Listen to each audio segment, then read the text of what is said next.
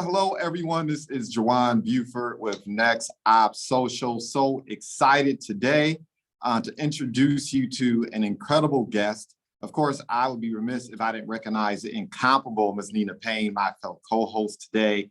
And if this is your first time tuning in to NextOppSocial, look, what we look to provide is a space for entrepreneurs to share their stories, to provide feedback and insight in terms of their entrepreneurial journey so you can learn. Right? This show is designed to provide a space for entrepreneurs by entrepreneurs so you can get the real deal, so you can get the information you need to level up and grow in your business, create community, and of course, turn around and pay it forward. So before we jump in the interview, of course, I'm going to ask, smash that like button, turn it a different color. You know what to do, right? Share the information. Make sure that this information is made available to other individuals who are looking for insight, looking for inspiration, motivation, technical assistance, et cetera, to level up in their business. So without further ado, I'm going to turn it over to the incredible Ms. Nina Payne to introduce Ms. Piper Carter. Oh, I didn't realize I was going to be doing the introduction. So I'm so excited. I'm going to do the long, short version. So our incredible guest today is none other than Ms. Piper Carter, and Piper has many hats. She is a leader in the community, she's an activist, and she's a business owner, and she is an amazing friend and mentor and partner, and just an incredible person. And you'll see all of those different sides of Piper. If you've heard the name Piper Carter, you've probably heard it within a certain silos, if you will. You might have heard her in the music silo. You might have heard her in the activism silo. You might have heard her just in hip hop silo, magazine, photography, videography. There's just so many different ways you might have connected to Piper Carter. Her name is legendary here in the city of Detroit. And so you don't know, you're about to find out here on NextOppSocial. And so I just want to have, I'm just excited to have her here, and welcome, Piper. Welcome to NextOppSocial. Thank you for having me. It's so weird that you're interviewing me. I feel like I should be interviewing you. And so Piper and I go way back. I met her when we were doing, when I was in artist management, and she's in artist management now. And I brought my artists through to one of her many locations. And at that time it was 5E Gallery. And I wanted to start there and talk about how you're, just give me the short, clean version of like how you got started, why entrepreneurship is important to you, and then bring us up to date to like when you own, 5E Gallery. Yeah, so, well, the shortest version is both my parents are artists. My dad was an actor in Hollywood. He's like the Black guy that was in everything that you ever saw in the 70s and 80s, whether it was like the Jeffersons or Buck Rogers or whatever, Designing Women, all that. He was the guy. And so, and my mother was a dancer. She danced professionally, and my dad was on Broadway and Hollywood. So my parents were also in the Detroit theater, and arts scene. And so just growing up in the arts, behind the scenes as a kid, that was my identity, that was my life, but it's also, my choice to stay there. I was in a program they had here in Detroit for artists with the city of Detroit. Kim Weston, worked with a lot of Motown greats to teach young people. They call it Grow Detroit's Young Talent now, but it was just a summer youth program, and learn how to be professional artists from all these amazing professionals that created Motown. And I'm just going to stop you there real quick. Grow Young Talent, Detroit Grow Young Talent Group is nothing like what you went through. I Okay. think, like let's not be real about what's going on. We don't have Okay. an active program like what you guys had. I wish I Okay. had been a part of that when you were going through it, because I've heard so many wonderful things about it. Let's And hope they these bring it back. professionals, yeah, well, it'll probably be up to us. But the professionals that you had an opportunity to work with Yeah. were in the music scene across the nation, not just here in But they Detroit, but helped. So they were Ernie doing it. Rogers, if anyone knows who Ernie Rogers was, he was the music teacher at Northwestern High School, and I also went to Northwestern High School. He was in, the one of the Motown writers and musicians, Funk Brothers. This is Motown, right? The Funk Brothers. You can't get no more Motown than that. And these are the people who were, teaching us. So we learned professionalism at a young age. And I appreciate that, because it really showed me a standard. And then fast forward, I went to college, I went to Howard University, and I studied dance and choreography and musical theater. That's what I thought I was gonna do, choreography and directing, but I changed my major to photography, and I became a photography major and started doing photography. I had the wonderful opportunity to intern at that time. This is like 91, 92, something like that, with what was then the first Black White House photographer. This is during the Bush 1 era. So we're talking the Gulf War. And so a lot of activity at the White House, a lot of press activity, a lot of photography activity.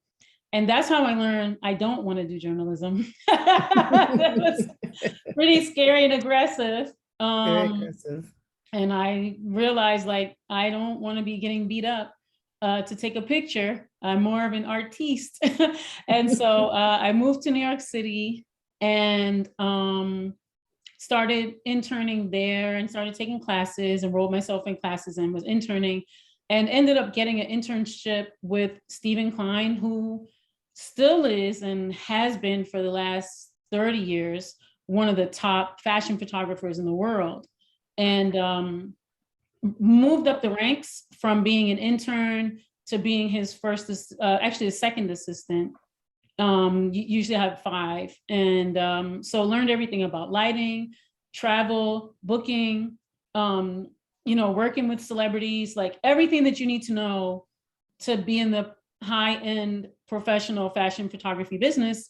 And then after about 5 years, I ventured on my own. And because of my relationships, was able to get an agent and, get some name recognition and be able to photograph for magazines like French Vogue and British Elle and things like that. And then fast forward 2008, my mom got sick. My mom lives in Detroit. I was living in New York. And I moved to Detroit to be her caregiver. I didn't know it at the time. I thought I was just coming to support her. She was having an operation. I thought I'd be here like a month to help her heal and go back. But ended up needing to stay here to be her caregiver full time, and just decided to leave my life in New York City and just dedicate myself to my mom. And then as she started to get better, I started to be able to get out and met the what was then the owner of the building. And he wasn't really doing much with the building, and the building was just sitting there, and he was just doing an after party like every now and then for like $150. And I was like going there to just like spend time in the daytime to just, try to get out in the world. And then the daytime, I noticed this whole community where the space was. And I started meeting all the folks. And then I started learning about all the things that Detroit lost. And the Detroit that I grew up in and you grew up in had so much arts and culture. There was dance programs, on the highest levels. You could see theater or dance or music or plays or films. And the Detroit that I came back to had lost all of that. I mean, I don't want to say all, but much of it. The funding was gone, the support was gone. So a lot of the institutions were gone. And it was the beginning of the end, if you will, of the way we grew up, with all the things, And so I wanted to see something different. I wanted to bring some of that back. And so I started utilizing the space to bring all the things I didn't see. And it started out small because like every time I'd see something and somebody would say what there wasn't, I'd be like, oh, we have a space, we can do it. And so we did art exhibitions, we did, taught youth, we had performances. And that's where I created the open mic space where you and I met. I had just created it, actually. I mean, I think you guys were probably like the second or third performance that we had, because that was 2009. And the space was, for me, a refuge because I love music, I love hip hop. And I was like, how come in Detroit, all the hip hop is really violent and horrible and terrible? Like, where's a place to go to listen to music and just, still be able to be in your humanity? And I was like, oh, we have a space, we can do it. And so that's how I started, the open mic was a no misogyny open mic. It centered women, but it wasn't only for women, because you had the group at the time, they were mixed guys and, a couple guys and a girl. And it was just that the music had to be more life affirming, positive music. And that's where we are now. I mean, in the story. So there's a couple things I wanted to point out that Piper is very modest about. And one of them is that in her photography time, she had many accolades. And one of them was that she was the first Black photographer to get a cover on a Vogue magazine cover.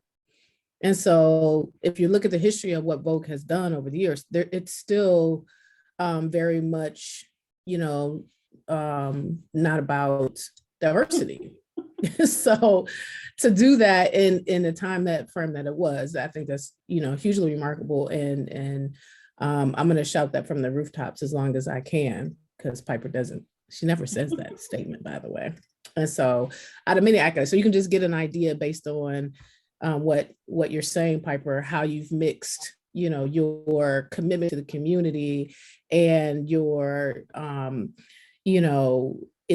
commitment to community in so many different ways, right? Being able to have a place where people can come, and then also sending back out into the community, nurturing education and access to art, and, helping artists. And it's just kind of both ways. And you've kind of done this melting pot of community and music and photography and now videography and all of that.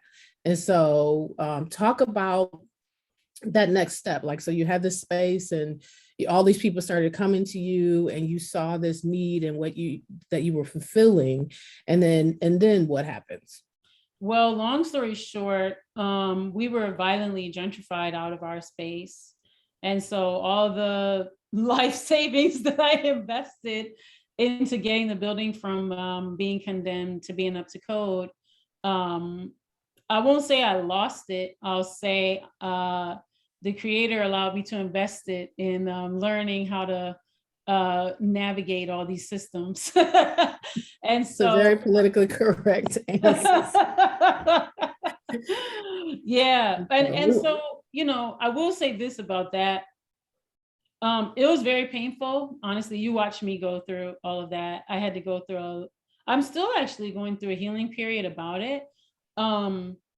Just because of all that we were providing. We had a free computer lab with all of the creative suite and, fully loaded. We had programs teaching entrepreneurship in the arts to youth, but also to professionals that are, very, knowledgeable. So helping them deepen their knowledge. We had a cafe where we were allowing different food people interested in becoming food providers to be able to incubate their businesses. And we had a performance space. So we were able to do or offer the space to people at a low cost so that people could do different events, whether it was a professional, showcase or something like that, or also a lot of community baby showers we held for a lot of teen moms. Different people had their, wedding ceremony or their receptions and things there.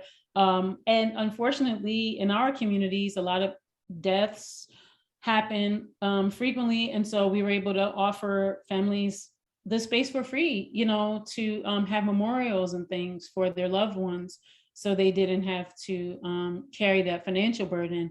And so we were just kind of like all around kind of community space. And a lot of the artists and things that had children, our youth programs were mostly made up of their children. So most of the hip hop artists and vocalists and musicians and chefs and everything, their kids were the bulk of the kids that we catered to with our programming and teaching young people entrepreneurship in the arts and activism and things like that. But after that experience, honestly, I did a couple of years of some deep intentional healing around that. And ironically, or I shouldn't say ironically, because the creator always provides, the creator provided opportunities for me to share my skill sets in, I'll say, bigger platforms. And so I started being asked to be on the boards of a lot of these, like, I'm going to call them like this, like arts and culture spaces where people get funding, or, decisions get made about, who's going to do what in the city. And so in those spaces, I'm seen as an expert. I guess, unfortunately, you have to go through something to be expert in it. And Generally, so that's the case. Generally, that's the case. That's the case, right? And so, yeah, so the fortunate thing is that I get to use my skill set and be empowered to support artists, from the community. So let's talk about this. Let me ask this one more question, Jawan, and I want to kind of transition into this from the community space that you've been in into entrepreneurship, because I think a lot of times our community folks, and we work with community folks, and when I say community folks, I'm talking about people who run different programs and different meeting spaces and meetups and collectives, if you will, where money is not the prime objective. It is the impact in the community. And so there has to be a time where you transition from, okay, this is all about the community, to it's about the community, but I also need to survive and I need to make money and I want to grow this thing called a business. Talk about like how and when that kind of thing happened and when you start developing what is now part of your business legacy. Well, if I have to be 100% honest, that's 100% your fault. Honest. It's your fault.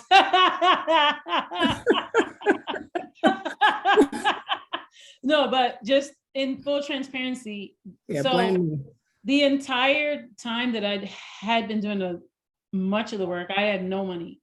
When I say no money, I don't mean like I only had $100,000. I mean like I had no money. So all the things that I was providing for a community was like free or out of my pocket. And I was applying for a lot of funding. I was applying for things, but I wasn't getting them. And so Nina was right there with me for a lot of it. Like, Pipe, you have to take care of yourself. Like, how are you taking care of yourself? Nina came out of her pocket a lot of times for our youth events and other events and things. And she never was like, oh, I'm coming out of my pocket. You were never like that. You were always just like, look, this has to get done. I'm going to look out, but this has to be sustainable. And year after year, I would say, I'm going to work on that. And you'd be like, oh, I thought you were going to work on that last year. But I'm being so serious right now. But, I think it was more like I was really working on it, but I just wasn't getting the money, and I was just like wanting to see it. So I was just doing it. So I think in the time period where I was doing a lot of the healing, I think I also did a lot of praying about how I could get to the resources, because it felt like I was doing the work, and it felt like I was reaching out and researching and trying to find money. And I'll be honest with you, I just did a lot of praying about it. And in the praying, I also took workshops and classes around entrepreneurship and finance. And even though I've been in business since I was 8 years old, honestly, as an artist, if I'm honest about it. So I've always like been in business, if that makes sense. But knowing how to do business, that's something a bit different. And so I'm gonna say when I started taking the classes, because the classes, I took classes like at Build Institute. I took some of the Build Institute classes. I've taken classes with Operation Hope. And so there's different programs. There are also Design Corps has entrepreneurship training for creatives. And so I've taken a lot of these incubator courses and things, even Allied Media. And, from helping you write your business plan to helping you think about how you're going to structure your funnels, to how you're going to structure, your processes and your operations, and who you serve, how you're going to reach them. So even though all those things were pretty intuitive, I think for me, taking the classes like really helped solidify not only just some concrete ways to get that stuff done, but also some trustworthy places to look to do business with, to help me do those things more effectively and more efficiently. So looking at marketing professionals and looking at people who like yourself who offer services of how to build your operations, and just working with people who are strong in those areas and learning how to collaborate with people who are strong in the areas where you can be stronger in your business. Okay. Yep. Oh. I mean, you all covered a lot of history and ground. Like, I mean, you really did. And I have a million questions. I'm gonna try to like get them down to a couple, right? Sure. But I think it's so important to unpack some of this. So when you talked about the building and the space, you may have referenced it. For people who are new to the artistic space, who don't know who Piper Carter is, don't know who Nina Payne is, right? The building you're referring to and the program you're referring to is 5E Gallery. Yes. Am I correct? Okay. Yes. Because I remember when I stumbled upon the building. I'm trying to remember the gentleman's name at the time. He was a DJ there. That was DJ Sigari. Yes. And I remember the first time I walked into that gallery and I said to myself, what the F? Why was not aware this existed? Like, it was like, I'm trying to remember, I actually was accompanying someone to get food at a little fish fry that was taking place down the street. And me being the curious person I am, I was like, you know what? What is this building here? It looks like a big ass church. And I see ebony people coming in and out of it. What's up? So I walked in there and it just blew me away, right? I went to one of the events. I saw the artists in there getting down and I was like, what's going on? Why does the entire city not know about this, right? Seriously, I mean, so that was my introduction to the scene that you're referring to, right?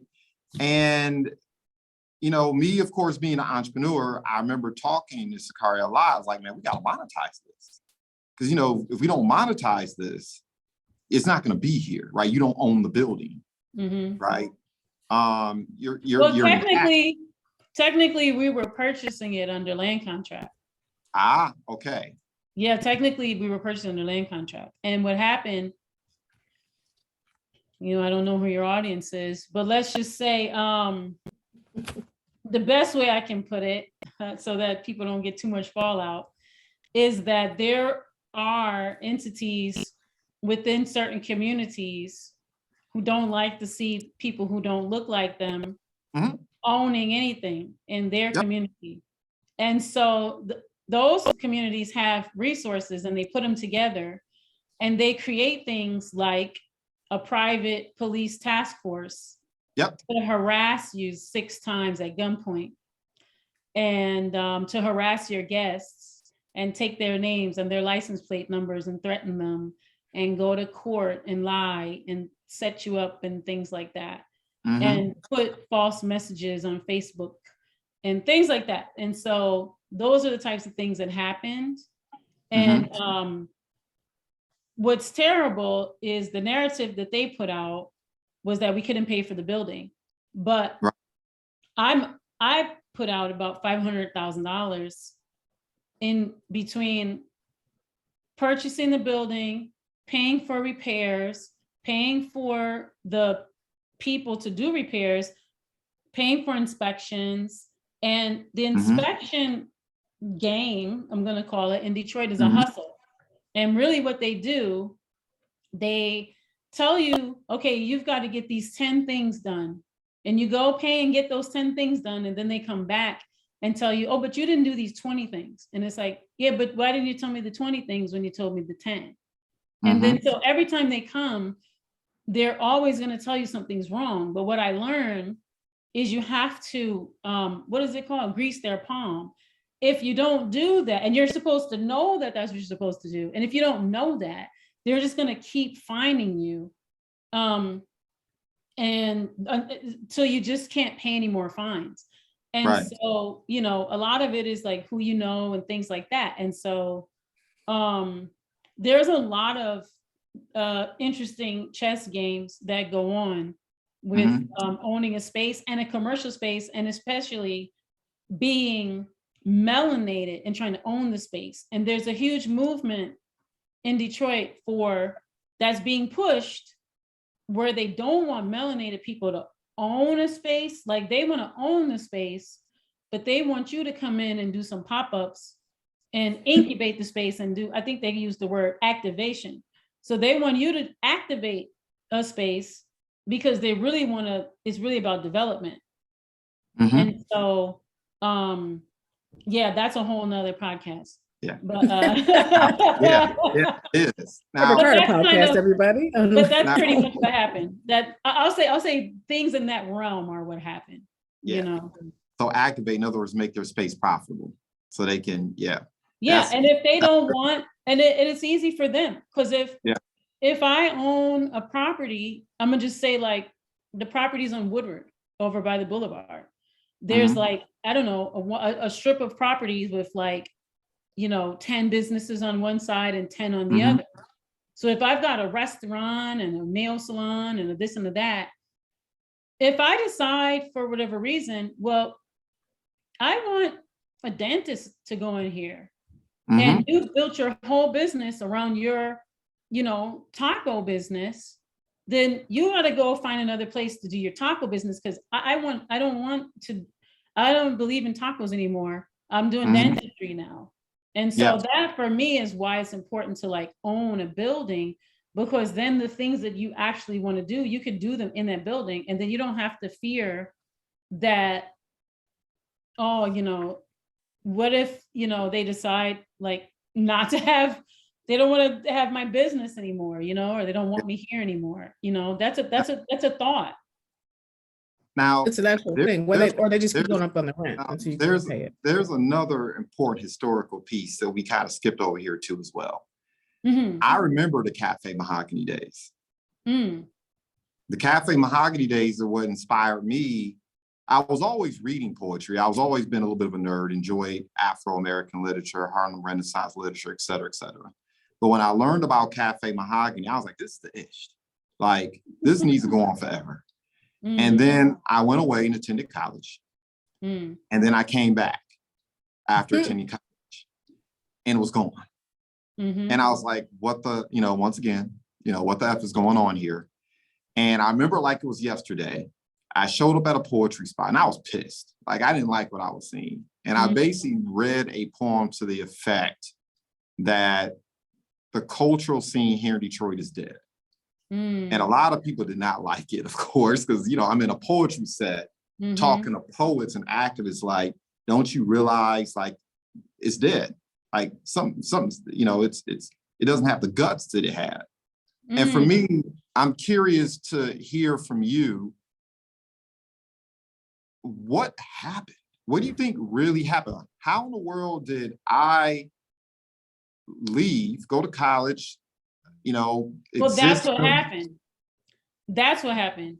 So there's a brain drain. Detroit is infamous for its brain drain because like maybe me, you, Nina, our generation, like you have to look at the political history in Detroit. If you go back, well, I'm just going to go back to recent history and let's just say in the 60s, when you had the 67 rebellion and you had all of the Caucasian business owners destroying the businesses and burning them and for the insurance and leaving the city and going to the suburbs, and then move into the Coleman Young, from there into the Coleman Young era in the 70s.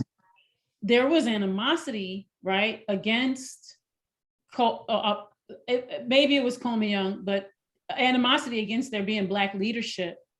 And the Black leadership in the form of Coleman Young wanted Detroit to own everything that was Detroit. And so there was a fight for the suburbs to own things like our water system and so on and so forth, all the things. So there's, in our lifetimes, we experienced like the fruits of what our parents' generation like fought for. So we experienced like a Detroit that had a Black mayor, that had Black leadership. Everywhere we looked, everybody that we knew was Black, that led something, that owned something. That so fast forward to the 90s, I should say, and there was a shift in leadership. And they put a person in there who was more kind to the suburbs and more giving and was willing to give away a lot of the things, and so forth. And so, I mean, couple that, right, with the messages that people like us receive. Like when I say people like us, I mean people in Detroit who were so-called, gonna go somewhere, right, in life, who they deem like, oh, you shouldn't be here. You should be someplace else. Go someplace else for your success. Go someplace else which is beautiful, right? We should experience the world. But I think the messages we received was success is not here. Success is someplace else. So go get your education and then go be successful like someplace else. And it was kind of like this message, like, don't get stuck here. Like, don't be stuck here, which is interesting because when I remember being a freshman at Howard and I had some African friends, and I remember my African friends were telling me that the only reason they came to the United States was to go to college and they were going to go back and take care of their village. And I thought, man, these people are crazy. Like, why would you do that? But now, seeing it, like, just imagine if people like us had, when I say us, I mean all of the expatriates that are, because Detroiters are all over the world. All over the world. Let people know, whoever's listening, whatever you love, somebody from Detroit created it. Just know that. If it's your song or something, somebody from Detroit is involved in why you love it. That's for sure. Yeah. And so, all of that, there weren't the opportunities here, right, after the 67 rebellion because of that political shift. And so, people, the mindset wasn't to be here and build. The mindset was to, build your kids up and then let them go be good, right? And Right. so now, when I say now, I mean the last, like, I don't know, maybe 10 years, 10 or 15 Mhm. years, we younger generations get a different messaging, right? Younger generations get the messaging of build up the community, Right. Totally you know, different. it's totally We didn't different. do Be that in at your all. community, building. So we've got a good, I don't know, 40 years, 40, 50 years, 30, 40 years of people that left. So all that talent and all that brain and stuff that left, right? And now meaning like the last 15 years, people have been coming back. Like Detroit has this whole thing, what is it called? Homecoming, Detroit Homecoming. It's like a ex-patriots do things. There's all these people that don't even, live here, that are from here, and that are doing all types of things here. And so I think looking at a shift, younger generations are thinking different, like Nina's daughter wants to, Nina's daughter is she 20? 22. 22, man, I'm behind. So yeah, because she's finishing. So I spoke with her and I asked her what she wanted to do. She's like, I want to come to Detroit and I want to work with kids. Like I want to help, be in the community. And I'm like, oh wow, like, and that's that generation. Like that's what they want to do. So I guess from you, I mean, the thing, I've always observed you kind of from afar, right? And I knew a lot of the work that you were doing. And one of the questions I always have, and I think this question is so important because this generation has to learn what our generation did not learn, right? And for me, it was always fascinating because you found a way to monetize your activism. You found a way to create viable projects. You found a way to be involved in activities that were fundable and that individuals wanted to invest in, and provided some hijinks, right? Skullduggery, on to be try to be polite about it. If that didn't happen, I can only imagine where that project would have gone, right? And so for me, I see a lot of young folk trying to get back to that again. Like I have a lot of my connection to them on Instagram, watching them move and some of the projects they're involved in. And the thing that I want to impart to them, and when I can reach out to some of the jazz artists who are clients of mine and reach out to some of the poets who are clients of mine, is look, you got to really figure out a way to monetize this on a systemic level. It can't just be you winning. It just can't be you getting it in or getting the bag. You got to figure out a way to create an ecosystem. And you're like one of the few individuals that I've watched kind of successfully do that repeatedly, right? Find ways to monetize your work. When you look at the experiences you had 10 years ago, and then 20 years ago, and then what you know about what transpired 30 and 40 years ago, if you could lay out a blueprint in terms of how activists, people in the art space, the creative space, what are some of the steps they need to take so we don't have a situation where we're washed away again like they did with Black Bottoms? That's what we're talking about, the history of Black Bottom getting ran through. What are some of the lessons you think artists today need to be aware of, and that as a community, those of us who are willing to take up the mantle, right? Because when you say Black leadership, always in my head, I put quotation marks. And I think you know where I'm going with that, without pissing people off currently today. What are the lessons you took from it?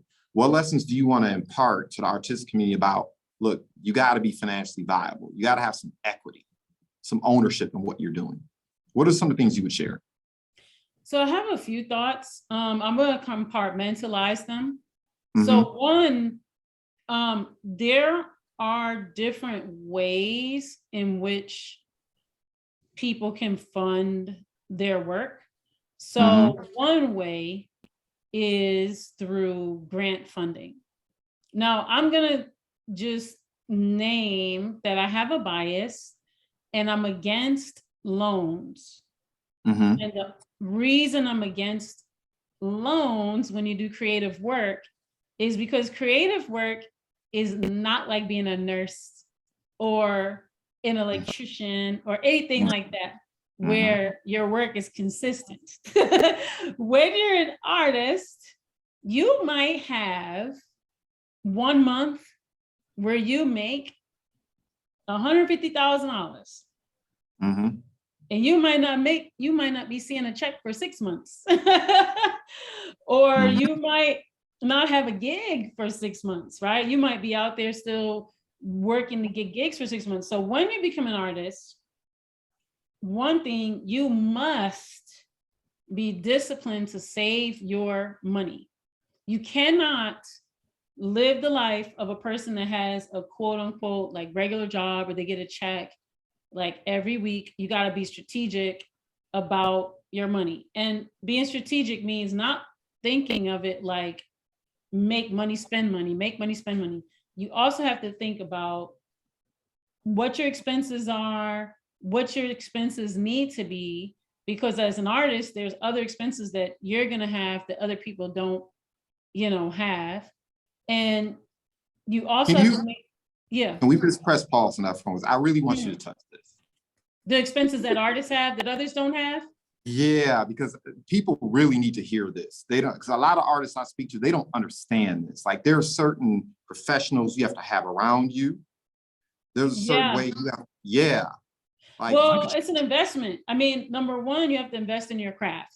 So you may have to be buying instruments or things for your instruments, right? Like if you play guitar, you got to buy all these picks and all these strings and all these, and get it tuned and all this stuff, right? You can't just be walking around with a guitar all the time. Or, so you have to invest in the care of your equipment, whatever that equipment is, and whatever type of artist you are determines your amount of investment, right? Obviously, a person like me, I do video. I gotta invest in stuff because people will know the difference, right? Quickly. And so with that, you have to, do that. And then you have to, invest in things like an attorney, you have to invest in insurance, you have to have, there are certain, and those are business expenses that every business, I'm gonna say should have. That's non-negotiable. You gotta have attorney, you gotta have insurance. When people say, oh, maybe you don't, no. Just like you need to have water every day. So with that, I would say grant funding is a good way because you don't have to pay the grants back. I think loans are tricky because you get into, well, if you qualify, but then you get into, this life where you're beholden to the loan, to paying back the loan. So that's just my personal. Now, other people get loans all the time and they're fine with it. So, that's just me. But grant funding is a really good way. And the one place to go, it's a site called candid.com. It's basically the foundation center, and you can look up any type of grant. You have to pay for it. It's an investment, but it's worth it. And it's a lot of work. It's like a library. It's like going to the library. There's the grants library on Library Street downtown. The Skillman Library is the grants library. You can go there. There's a lot of very skilled people that can help you with grants there. But in grants, you just have to, do a lot of research. Like grants are pretty much like, what do you want a grant for? Like they're not, in general, you're not going to get a grant for your living expenses, to pay your staff, to pay your bills. Like that's not what grants are for. Grants are to do work. They want to know that you produced a performance or, some artwork or something, and they want to have some deliverables, and they usually want you to have, this type of impact. So there's grants. That's a whole world. You could get grant writers. You don't need to get grant writers, but it helps if you have someone that knows how to write the grants. But that's a stream. But just know that stream takes time. You don't just write a grant, then you get a grant. Like you might write 100 grants and get turned down for like 99 of them. And then maybe you qualify for the 99th grant and they're not going to give you the check for 18 months. So don't look at grants like, oh, I'm about to, win off these grants. Like the next bucket I'm going to say is investors. Investors can be great. They're a little tricky. So I've met with several investors, and investors don't just invest because they think you're cute and want you to win. They want their investment to either triple or double or triple. So having investors means that whatever they're giving you, that they've got certain stipulations. Every one of them is different. And whatever the stipulations are, you've got to adhere to those stipulations. So you'd have to meet with different investors again, because I can't just tell you like, this is the way investors work. I can give you a general idea, but they all kind of work a little bit different. But in general, they want some ownership of your business, and they want the ability to be able to like have control. It depends. Many of them want to be able to have control over what they're investing in. I'm starting to meet some other people who don't want that. So that's interesting. Now, the next bucket is going to be I'm going to call it your job, right? So it's basically like your salaried work. You could get what's called like a fellowship, which is pretty much like getting a job. But what happens is different organizations, sometimes universities, but different organizations offer what's called a fellowship. And a fellowship is where you get like, it's almost like a salary, and you might get that for about a year. Maybe it's 50, 100, 200,000, whatever it's for, to live off of. And then you do what you do. And so you're getting the fellowship to either produce a certain piece of art or to continue the work that you're already doing, but just like deepen it. And just like all these grants and investors and things, they have different stipulations, what their deliverables are. And then the next bucket of work is a bit more traditional, which would be like teaching at university, or like, the teaching space. And that one is a bit more traditional. You could do it part-time, you could do it full-time. That one's straightforward. It's going to get a job teaching somewhere. You usually in your field, and you usually must have at least a master's degree to teach in like a university level. I don't have a master's degree, but I've taught at pretty much all the universities here, but not as a teacher, as a teaching artist. So that's a thing too. You can get gigs as a teaching artist. I do that at U of M, Michigan State, Wayne State, a lot of different places. You're not on the staff. You do get a stipend. It is a decent wage, and you don't get insurance or anything like you're a staff though, but it pays pretty good, and you teach in your field on university level. Now the last bucket, well, there's two more buckets.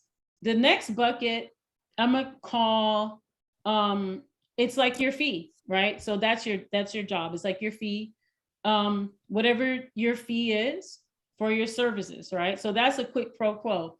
You offer service, they pay you for the service. You give them the service, right? That's straightforward. Then your next bucket, I'm gonna say it's like kind of donations, but you've seen artists do like donations to get like films made. I think you've seen it probably on like a Kickstarter and things like that, or like crowdfunding or donations for projects. I've led a lot of crowdfunding I'll say this about that. That's a job. Mm-hmm. Running a crowd fund, people think, oh, I'm just going to do a crowd fund and then I'm going to get all the money. No, you got to manage a crowd fund. Crowd fund is a lot of work. You actually need a team to run an effective crowd fund, because you have to constantly be managing relationships. It's business, it's a business. So you have to manage the relationships. And then the last bucket I'll say is a newer bucket. And that's your NFT bucket, your crypto art. A lot of artists are finding success. That's pretty closer to the fee for services, and maybe kind of like the donations, but a little different. So some people are running that like, they'll have maybe like one project and it'll be like a limited edition project, and they'll just offer that for like a certain amount of time, and then you can't get it anymore. Or some people are running it like they just have a thing and then that's their thing, and you can like always get that. I mean, and then there's everything in between, right? So the NFT space is newer. So people are trying things. They're just trying different stuff in that space. Those are the majority of the buckets. Now there's other things that people do, like special commissions. Like if someone says, I want you to paint, my wife or something, and which is a fee for service, but commission is a little bit different. Like if someone wants you to make a song or a thing, they have what's the word I'm trying to say? They have like a certain purpose in mind, right? For it. And so usually the fee is like comparable, to the work. So, that would be up to the artist, right? But those are the majority of spaces. And then there's the other space that I know you don't want people doing, but there's bartering. There's a lot of bartering that goes on, and in the beginning, and even not just in the beginning, a lot of times to massage relationships, it's important to barter with people, especially if you're newer, because it is a way to show proof of work, or proof that you know what you're doing. And then after a while, maybe you have less bartering situations, but I'm never going to take a barter situation off my offerings, because I feel that every situation, my personal perspective is that every situation is different. Like if I'm doing something for U of M, I'm not going to charge like an individual the same that I would charge U of M. Or if I was doing something for Gucci, like it doesn't make sense for me to charge like someone's grandma the same like I'm doing Gucci, right? So for me, I kind of weigh the individual. I have community rates. I have my top tier rates. I have my small business rates.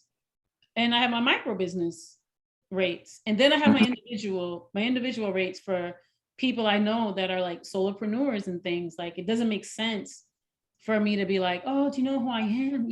Like I'm not that kind of entrepreneur.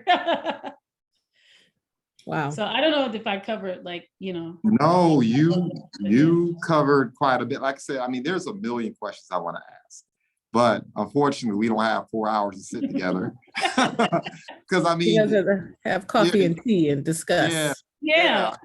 But I love those funding buckets. I think it's something we definitely want to share with the audience in all the different ways. I think we kind of think about there's only a couple of ways, right, that we can fund our projects or get money. And I got to either have a job or I got to have an investor. We don't think about all the different ways that you can source income, and drive revenue. So I thought that was great, Pipe. We're going to definitely share that with the group. And one last thing, I think a good thing for artists to do, I won't even say new artists.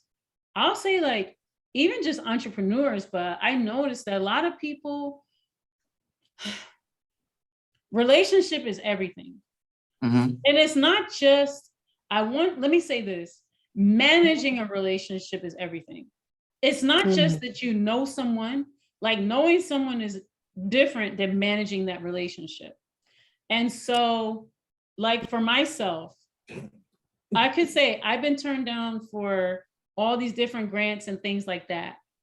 But what I won't do is like badmouth any of them, right? Like in public, even if it hurts or whatever, because it doesn't serve me, it doesn't serve my business.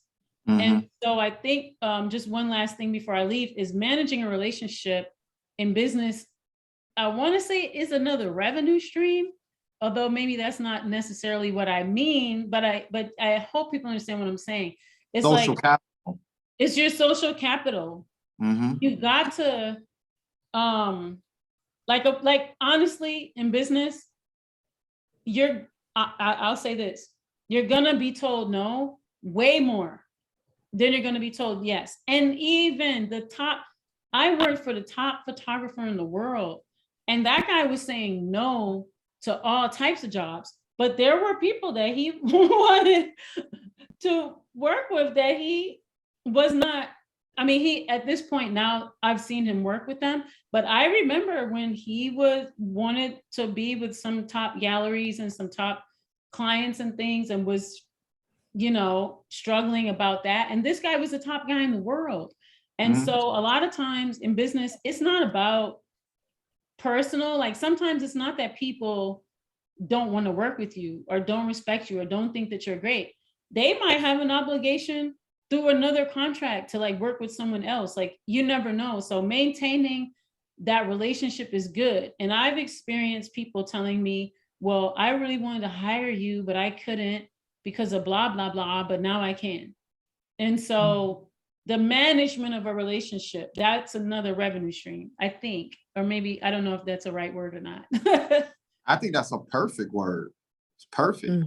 That whole social capital piece is so important. I mean, I can't front. And in my earlier years, I burned a lot of bridges because I wasn't thinking long-term about how I got to see these people again, right?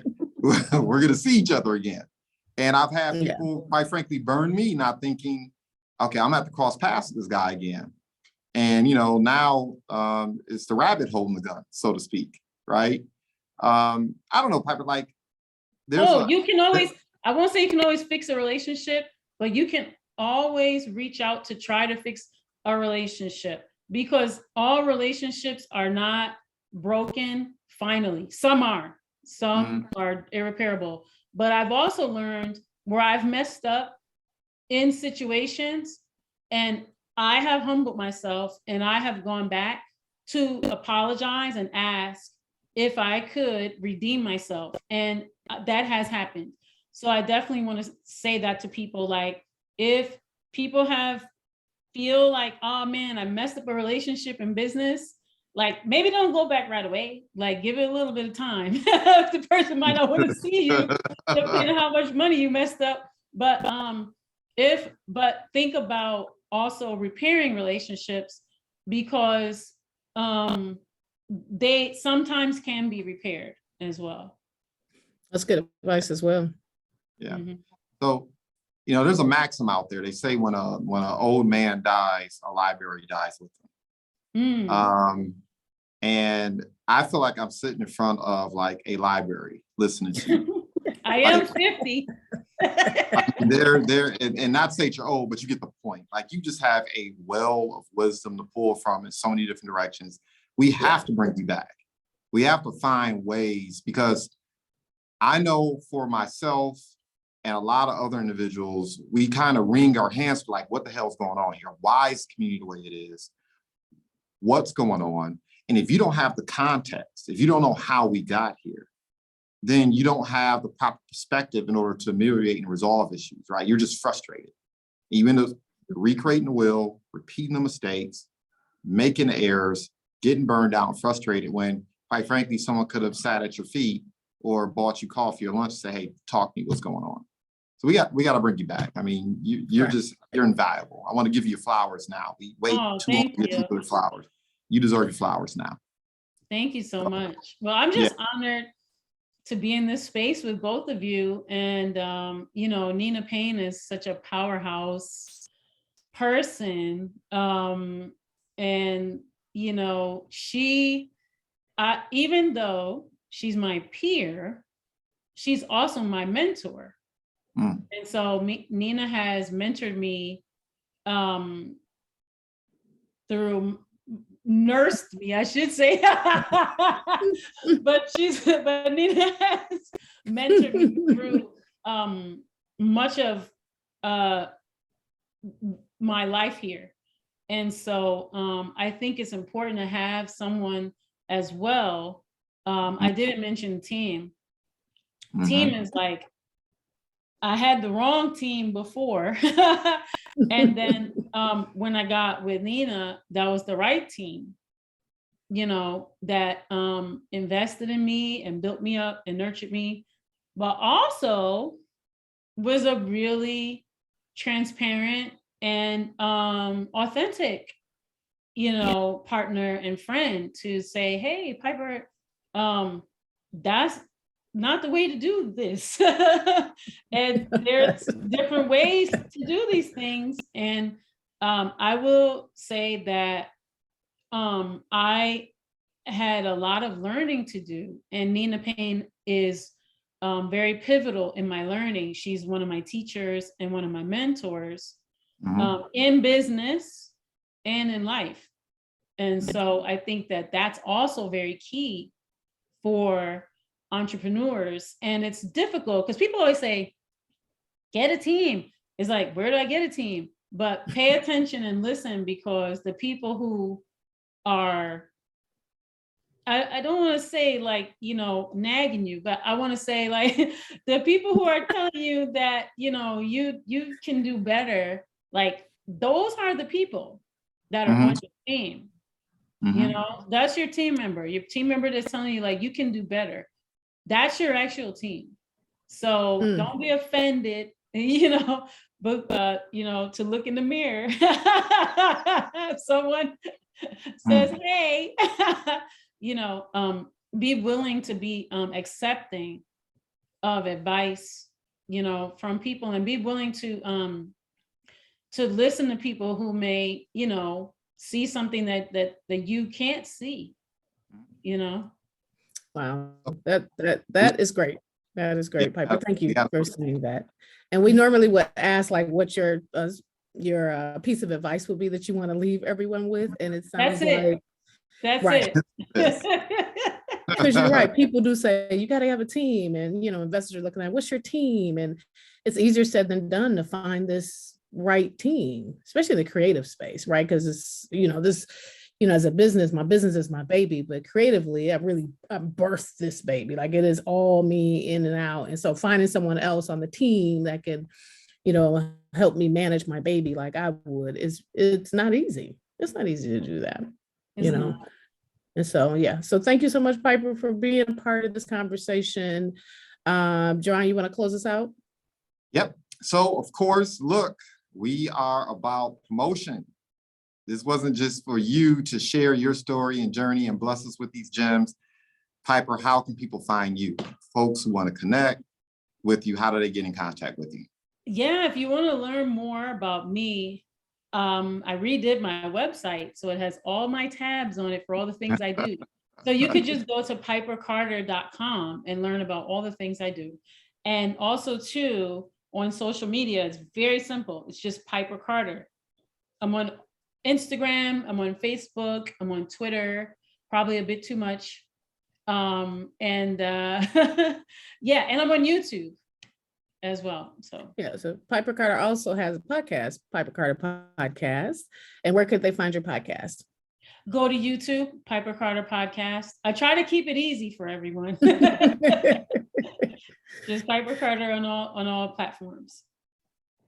Fantastic. Well, for our audience and individuals who I know will inevitably see this content, once again, we encourage you, smash the button, turn it a different color, share the content and information, and follow up with Ms. Piper Carter. She is a living institution here in Detroit metropolitan area. And we need, like, part of the reason why we started up NextOppSocial was because we have to learn how to promote each other, edify each other, hold each other up. And you are definitely a person that's deserved more attention, more acclaim. People need to hear your story. So definitely smash the button, share the content and information. We eat feedback like Skittles. Give it to us. We want to hear it. Like, we want to level up. We want to make this program better, more effective, and more viable. With that being said, everyone have a fantastic day, and we celebrate your success in advance.